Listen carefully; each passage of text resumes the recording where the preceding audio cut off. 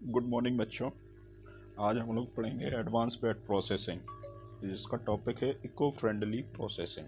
Eco friendly processing क्या है? Eco friendly मतलब इन्वायरमेंट फ्रेंडली प्रोसेसिंग। जो इंडियन टेक्सटाइल इंडस्ट्री है, इट इज़ द मोस्ट और oldest industry in the world.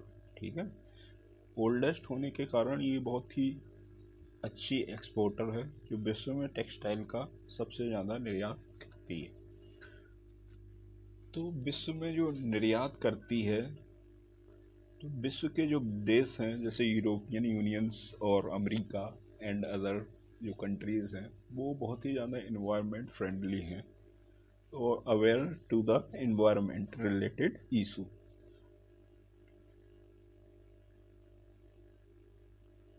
ठीक है, तो इन इश्यूज़ को सॉल्व आउट करने के लिए एक इको लेबलिंग की जाती है। इको लेबलिंग क्या है? एक ब्रांडिंग कि टेक्सटाइल मटेरियल जो हम बाद विश्व में एक्सपोर्ट कर रहे हैं, उसकी एक लेबलिंग या ब्रांडिंग की जाती है, जिससे वहाँ जो के कंज्यूमर्स हैं, वहाँ के जो माल को ख़रीदने वाले हैं, वो ये विश्वास रखते हैं कि जो इको लेबलिंग वाला मटेरियल या प्रोडक्ट है वो इन्वायरमेंट फ्रेंडली है। ठीक है, तो इसको कैसे बनाते हैं eco labelling? Eco labelling material खरीदने का मतलब है कि इम्प्रूविंग सेल्स और इमेज ऑफ लेवल प्रोडक्ट। मतलब जिस प्रोडक्ट में इको लेवल है उसकी सेल्स बढ़ जाएगी, क्योंकि लोगों का जो फेथ है उस प्रोडक्ट के प्रति इंक्रीज रहेगा। ठीक है ना, जो इको लेवल्ड है। ठीक है, इसी तरह अवेयरनेस भी बढ़ेगी, क्योंकि अवेयरनेस बढ़ेगी जब इको लेबलिंग की मांग बढ़ेगी तो लोग अवेयर होंगे एनवायरनमेंट के प्रति और उसकी प्रिकॉशंस को मानेंगे। ठीक है, और इसके द्वारा डायरेक्टिंग द मैन्युफैक्चरर्स, मतलब जो बना रहे हैं वो, उनके लिए एक मैसेज जाएगा कि वो इन्वायरमेंट इम्पैक्ट का अपने प्रोडक्ट पे ख्याल रखें। Improving the quality of environment and encouraging the sustainable management of resource. मतलब वो अपने प्रोडक्ट की क्वालिटी के साथ साथ इन्वायरमेंट की भी क्वालिटी का ध्यान रखेंगे और जो रिसोर्स हैं उन्हें प्रॉपर तरीके से मैनेज करेंगे, जिससे कि इन्वायरमेंट को कोई भी नुकसान ना हो। अब इको लेबलिंग जो ब्रांडिंग की गई है, उसको कैसे कंटिन्यूसली इम्प्रूव किया जाए, इसके लिए एक auditing means review, continuously review किया जाता है, जिससे कि इको लेबलिंग जो भी ले रहा है उसको कंफर्मेशन रहे कि जो भी प्रोडक्ट है वो इन्वायरमेंट फ्रेंडली है और इसको मैन्युफैक्चरिंग में भी इन्वायरमेंट को नुकसान नहीं पहुंचाया गया है। ठीक है ना, तो इको ऑडिटिंग क्या है? एक सिस्टमेटिक मीन्स पूरी तरीके से सिस्टम से बना हुआ एंड डॉक्यूमेंटेड, मतलब इसका पूरा ही एक रिकॉर्ड रखा जाता है। एंड पीरियोडिक मीन्स एक गैप, रेगुलर गैप के बाद ऑडिटिंग करना। ठीक है ना, and objective review of the facilities, जो भी फैसिलिटीज़ है या ऑपरेशंस हैं या प्रैक्टिसेस हैं, उनका कंटिन्यूसली रिव्यू करना इसके तहत। ठीक है ना, ऑपरेशंस मीन्स जो प्रोसेस अपनाई जा रही हैं प्रोडक्शन में। प्रैक्टिसेस मतलब जो भी जैसे जिस तरीके से ब्लीचिंग की जा रही है, क्लोरीनेटेड या पेरोक्साइड ब्लीचिंग, तो वो किस तरीके की प्रैक्टिस कर रहे हैं। ठीक है ना, एंड ये इन्वायरमेंट फ्रेंडली है कि नहीं है, इसका कंफर्मेशन किया जाता है। तो टेक्सटाइल यूनिट्स में इको लेबलिंग को कंफर्म करने के लिए दो तरीके की ऑडिट किया जाती है।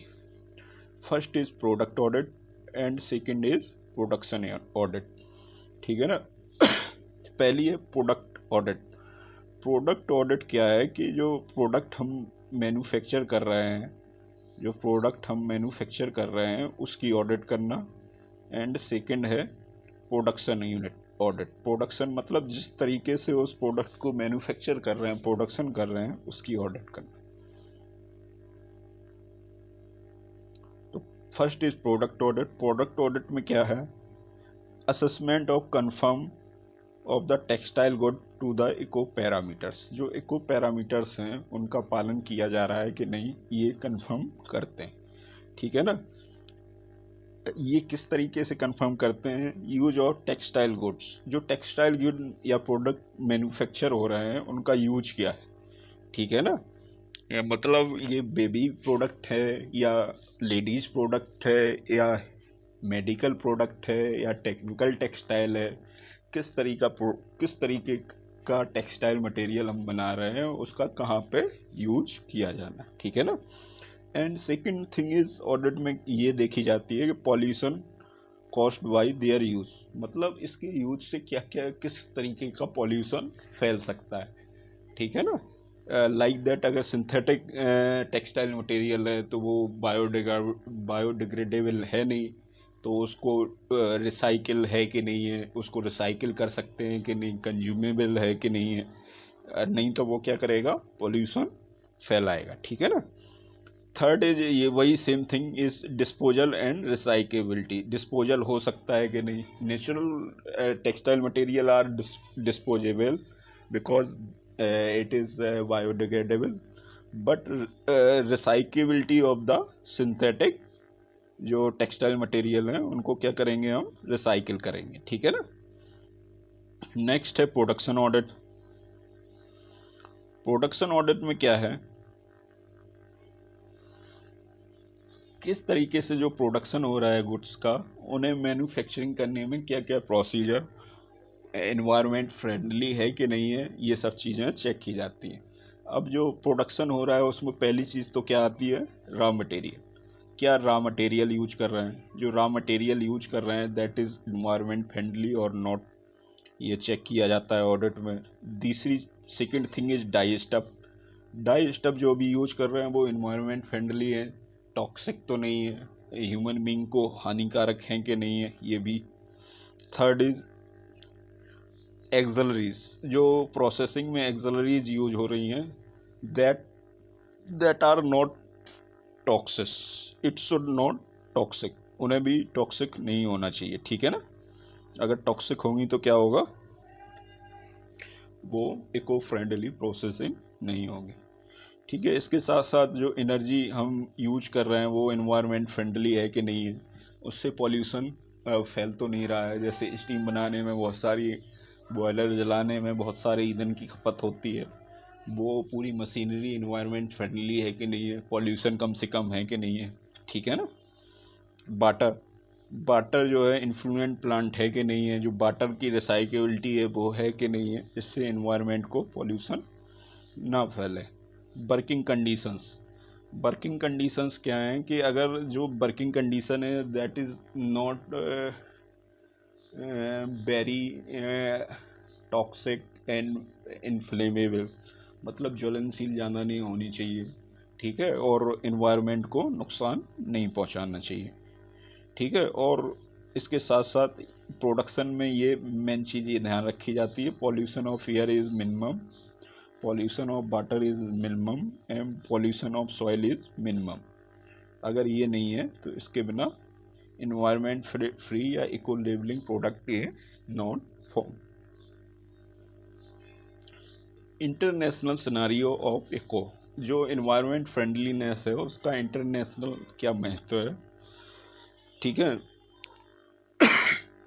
अंतर्राष्ट्रीय मार्केट में 2005 के बाद जो quantitative base, after the 2005 quantitative base जो एक्सपोर्ट है उसमें छूट मिल गई, मतलब इसका मतलब ये है कि आप अनलिमिटेड प्रोडक्ट या क्वांटिटी को एक्सपोर्ट कर सकते हैं, इसमें कोई रोक नहीं है। इसके पहले क्या थी कि आप उसकी लिमिट थी कि आप इतना ही एक्सपोर्ट कर सकते हैं, ठीक है ना।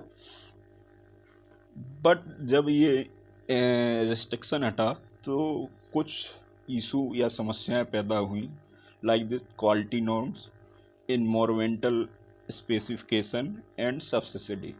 मतलब क्वालिटी नॉर्म्स मतलब जो हमने चीज़ें एक्सपोर्ट की हैं वो दूसरे देश में जाके बेकार क्वालिटी की ना रहें, इसके लिए क्वालिटी नॉर्म्स आर परफेक्ट, जिससे कि हमारी ब्रांड वैल्यू या इको लेबलिंग घटे ना। दूसरी इन्वायरमेंटल स्पेसिफिकेशन, जो अनलिमिटेड प्रोडक्शन या एक्सपोर्ट करने में लोग इन्वायरमेंट को भूल जाते हैं, मतलब इन्वायरमेंट फ्रेंडली जो भी प्रोडक्शन है वो ख़त्म करके केवल प्रोडक्शन को बढ़ाने में, क्वांटिटी को बढ़ाने में लग जाते।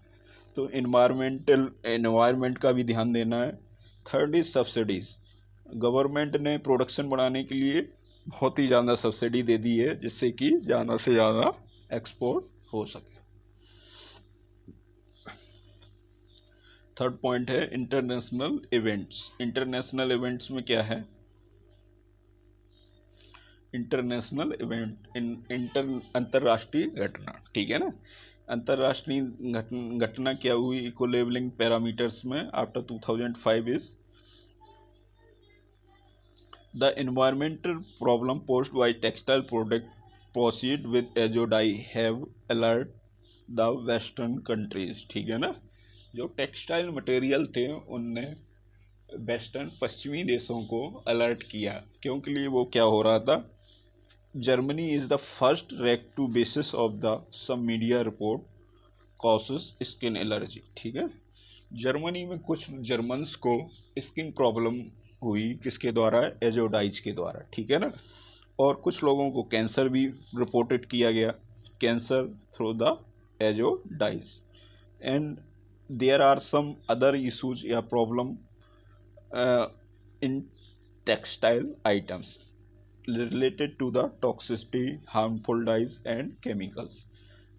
कहने का मतलब ये है कि पश्चिमी देशों में, मेनली जर्मनी में, कुछ जर्मन्स को जो एजोडाई से प्रोसेसिंग या डाइड फैब्रिक थे उनके द्वारा क्या हुआ? स्किन प्रॉब्लम हुई, कैंसरजेनिक प्रॉब्लम हुई और बहुत सारे प्रोडक्ट से कुछ एलर्जीज हुई, ठीक है ना। तो इसके बाद क्या किया गया? जर्मनी ने उसको बैन या रोकने के लिए कुछ कदम उठाए, ठीक है ना। तो सबसे पहले जर्मन बैन इज कम इन 15 जुलाई 94, ठीक है ना, 94। 15/7/94 को एक ऑर्डिनेंस यानी कि गवर्नमेंट पत्र उसने इशू करके, अमेंडमेंट इशू करके 10 अप्रैल 1992 को इशू किया, जिसमें क्या किया गया? जो जर्मन एजोडाइज प्रोसीड फैब्रिक या टेक्सटाइल्स थे उन्हें बैन कर दिया गया, ठीक है ना, उन्हें बैन कर दिया। तो एजोडाइज है क्या? एजोडाइज वो डाइज हैं जिनमें एजो ग्रुप प्रेजेंट होता है, ठीक है। अगर उनमें एक एजो ग्रुप है तो उसे बोलते हैं मोनो एजोडाइज, ठीक है, मोनो एजोडाइज। अगर डाइज में 2 एजो ग्रुप्स हैं दे कॉल्ड डाई एजोडाइज। अगर 3 ग्रुप्स प्रेजेंट हैं तो इसको बोलते हैं ट्राई एजोडाइज, और मोर देन 3 हैं तो उसे बोलते हैं पॉली एजोडाइज।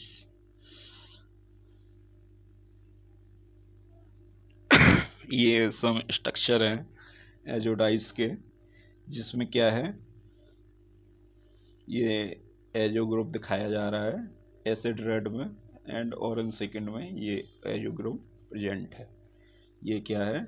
जिस डाई में जिन डाइज में एजो ग्रुप प्रेजेंट होता है उसे एजोडाइज बोलते हैं, और they causes cancer to the human being, ठीक है ना। लेकिन ये कैंसर किस ग्रुप के द्वारा बेसिकली अटैच्ड है? Is in it is naphthyl amines. जो एमीन्स हैं नेप्थलामीन्स में जो एमीन्स हैं, these are causes for cancer and influent carcinogenic, ठीक है ना, कैंसरोजेनिक एंड टॉक्सिसिटी के लिए रिस्पॉन्सिबल है, ठीक है। इसके द्वारा होता क्या है? सम स्किन एलर्जी, ठीक है, some skin allergy cases have been reported in Germans who have used the fabric processed with azo dyes, ठीक है ना। जो सम जर्मन्स जो हैं उनमें ये रिपोर्टेड किया गया, ठीक है ना, कि जो एजोडाइज से प्रोसीड थे तो उन्हें क्या हो रहा था? कैंसर हो रहे थे। किसके कारण? नेप्थला एमीन्स के द्वारा। तो नेप्थल एमीन्स मतलब जो एमीन्स जिन एजोडाइज में प्रेजेंट होंगे। नेप्थला एमीन मतलब एमीन ग्रुप जो कैंसर के लिए रिस्पॉन्सिबल है। They are 20 amines which is present on azo dyes. First four which is definitely carcinogenic in nature. कहने का मतलब है इन एमीन्स के द्वारा 100% कैंसर प्रोड्यूस होता है। First is benzidine, second is 4 chloro orthotoluidine, third is 2 naphthylamine, fourth is 4 amino diphenyl. ये चारों एमीन ऐसे हैं जो किसी एजोइक डाइग में प्रेजेंट होंगे तो 100% कैंसर के लिए रिस्पॉन्सिबल हैं।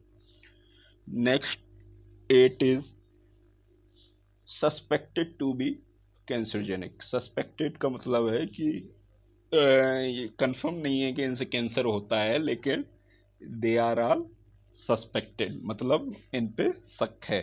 ठीक है, इसमें क्या है, first is 3,3 dimethyl benzidine, 3,3 dimethoxy benzidine, third is parachloroaniline, fourth is orthotoluidine, fifth is 3,3 dichloro benzidine, six is ortho amino azotoluene, seventh is 2 amino 4 nitrotoluene, and eighth is 4 methyl 1,3 phenyl diamine.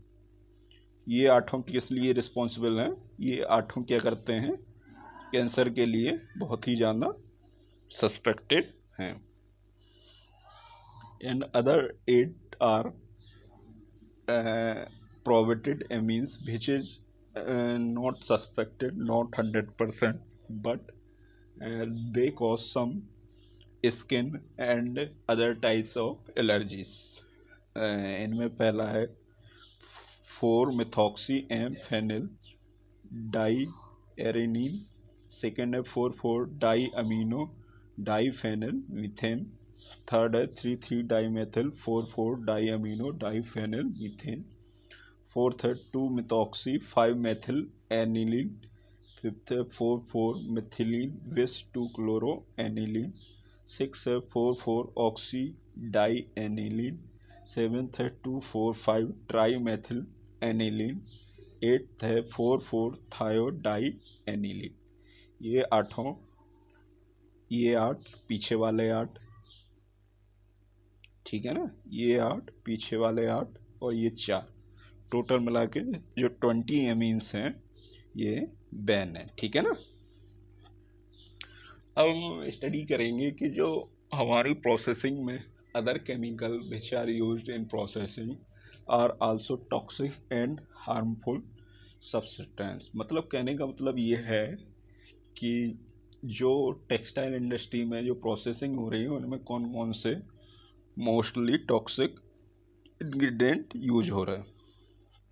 सबसे पहले तो cotton grow किया हमने, तो cotton growing में हम क्या करते हैं, DDT dieldrin and aldrin जो यूज कर रहे हैं हम, ये क्या करते हैं, ये क्या है, पेस्टिसाइड्स हैं।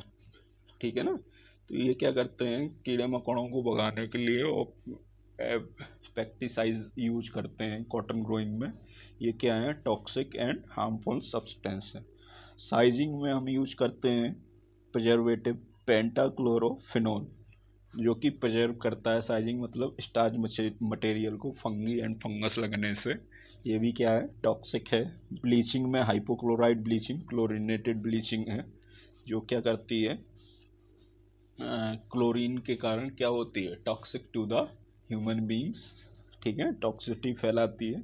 इस कारण में क्लोरीनेटेड प्रोडक्ट जो भी यूज करते हैं वो क्या है, टॉक्सिक है।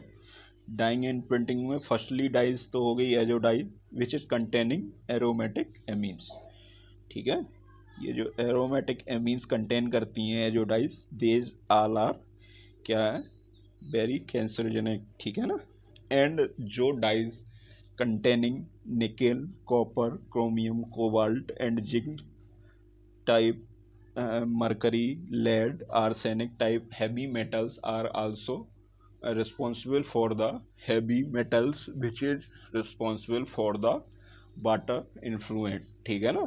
जब वाटर इन्फ्लुएंट हो जाएगा तो टेक्सटाइल इंडस्ट्री से जो वाटर डिस्पोजल हो रहा है वो क्या करेगा, आसपास के पूरे पानी को पॉल्यूटेड कर देगा, जिससे के कारण क्या हो रही है, गंगा गंदी हो रही है, आसपास के जो वेल्स हैं वो क्या हो रहे हैं, पॉल्यूटेड हो रहे हैं। ठीक है।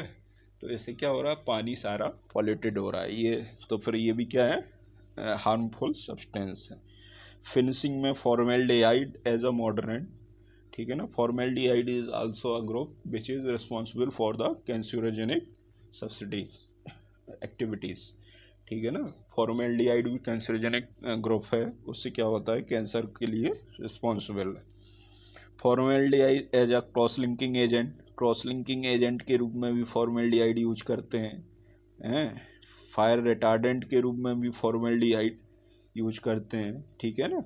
एंड फिनिशिंग में किस में, एफ आर ट्रीटमेंट के बाद एंटी क्रीज फिनिश में भी urea formaldehyde pre condensate use करते हैं, ठीक है ना। जर्म गारमेंट मैन्युफैक्चरिंग में क्या है, stain remover containing chlorinated product. जो स्टेन रिमूविंग प्रोडक्ट मतलब जब फैब्रिक बनता है तो उसमें बहुत सारे स्टेन्स होते हैं, उन स्टेन्स को रिमूव करने के लिए जो क्लोरीनेटेड प्रोडक्ट यूज करते हैं वो क्या है, हार्मफुल सब्सटेंस है, ठीक है। तो अब इन हार्मफुल सब्सटेंस के लिए सब सजेस्टेड अल्टरनेटिव्स, मतलब इनकी जगह पर अगर दूसरे हम अल्टरनेटिव्स यूज करेंगे तो जो इको लेवलिंग या इको प्रोसेसिंग है उसको हम कैरीड आउट कर सकते हैं। लाइक दैट क्लोरीन ब्लीचिंग की जगह हम पेरोक्साइड ब्लीचिंग करें। ये जो है क्लोरीन ब्लीचिंग क्या है, क्लोरीन ब्लीचिंग ये है, ठीक है ना। क्लोरीन ब्लीचिंग है, इसकी जगह पे क्या करते हैं यूज, पेरोक्साइड ब्लीचिंग, ठीक है। बेंजीन बेस डाई स्टफ जो है उनमें मिनरल पिगमेंट डाई यूज कर सकते हैं उनकी जगह पर। एसिटिक एसिड जो कि हार्मफुल सब्सटेंस है उसकी जगह पे फॉर्मिक एसिड है जो कि थोड़ा सा एनवायरनमेंट फ्रेंडली है, ठीक है ना। PC polyester and cotton blend dyeing है, 2 स्टेज डाइंग है, तो ज़्यादा केमिकल्स का यूज है। इसकी जगह पे single dye like indigo salt and pigment जो कि दोनों फाइबर्स पे एक साथ हो जाए, जिससे कि प्रोसेसिंग की कॉस्ट भी बचेगी और इको फ्रेंडलीनेस भी बढ़ेगी। Formaldehyde which is also a carcinogenic substance, इसकी जगह पे पॉलीकार्बोक्सिलिक एसिड मेथड यूज कर सकते हैं, ठीक है ना। फॉर्मेल्डिहाइड की जगह पे पॉलीकार्बोक्सिलिक एसिड को सब्स्टिट्यूट के रूप में यूज कर सकते हैं। Sodium sulphide which is also a influential chemical, उसकी जगह पे हम ग्लूकोज बेस्ड ग्लूकोज से बने हुए रिड्यूसिंग एजेंट यूज कर सकते हैं, ठीक है। स्टार्च बेस्ड बार्ब साइजर हैं, जो स्टार्च बेस्ड स्टार्च यूज कर रहे हैं तो उसके लिए पेस्टिसाइडर का यूज करना पड़ रहा है जो कि टॉक्सिक हो रहे हैं, तो उसकी जगह पे हम सिंथेटिक लाइक पीबीए ये सब मटेरियल यूज करेंगे तो क्या होगा, पेस्टिसाइडर का यूज नहीं करना पड़ेगा और टॉक्सिसिटी कम की जा सकती है, ठीक है बच्चे। Thank you.